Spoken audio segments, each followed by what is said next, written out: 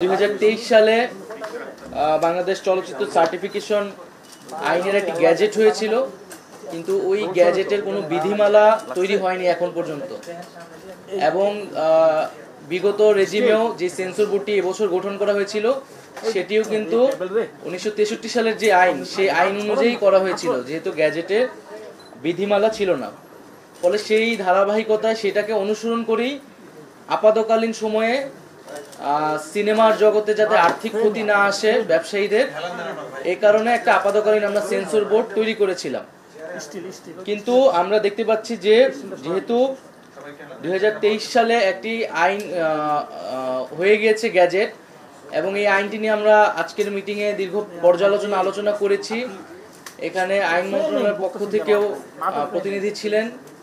তো সকলের মতামতের ভিত্তিতে আমরা সিদ্ধান্ত নিয়েছি যে আমরা যে সেন্সর শব্দটিকে, সেই শব্দটিকে আমরা বাদ দিয়ে দিচ্ছি, এবং আমাদের যেই 2023 সালের আইন, বাংলাদেশ চলচ্চিত্র সার্টিফিকেশন আইন, সেই আইন অনুযায়ী আমরা দ্রুত সময়ের মধ্যে প্রজ্ঞাপন দিয়ে এই সার্টিফিকেশন বোর্ডটাকে পুনর্গঠন করব। এবং সেক্ষেত্রে বলে রাখা ভালো যে 2023 সালের যে আইনটি রয়েছে, বাংলাদেশ চলচ্চিত্র সার্টিফিকেশন আইন, সেই আইনটিও অনেক ত্রুটিপূর্ণ। সেই আইনের অনেকগুলো ত্রুটি নিয়ে প্রাথমিকভাবে এখানে আলোচনা হয়েছে, এবং সেই আইনটিও নানা অংশীজনের সাথে আলোচনা করে সংশোধনের জন্য আমরা কাজ করব। 250-টিরও বেশি ডিজাইন অপশন নিয়ে ওয়ালটন স্মার্ট ফ্রিজ, বোঝে আপনার প্রয়োজন। সেই প্রস্তাবনা তৈরি করা হবে।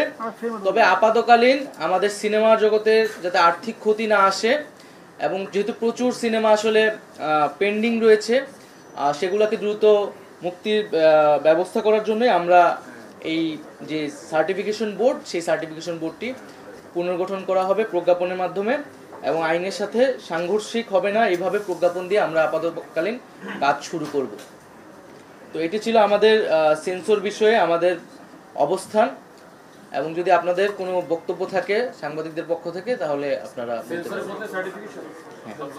বাংলাদেশ চলচ্চিত্র সার্টিফিকেশন আইন অনুযায়ী আমরা সার্টিফিকেশন বোর্ড করে দ্রুত সময়ের মধ্যে প্রজ্ঞাপন দিয়ে একটা সার্টিফিকেশন বোর্ড করব, এই সেন্সর বোর্ডকে পুনর্গঠন করে।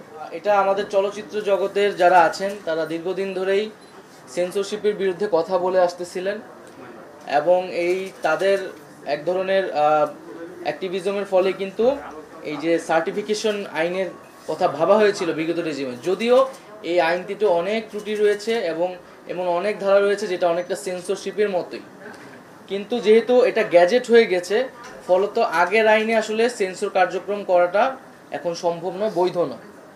ফলে আমরা এই নতুন আইন অনুযায়ী আপাতকালীন আমাদের যেই সিনেমার ছবি মূল্যায়নের কাজগুলো, সেই কাজগুলো আমরা চলমান রাখব। চলচ্চিত্র জগতের যারা অংশীজন আছে তাদের সাথে আলোচনা করব, এবং চলচ্চিত্র সংস্কার কমিশন নিয়েও কিন্তু আলোচনা চলছে।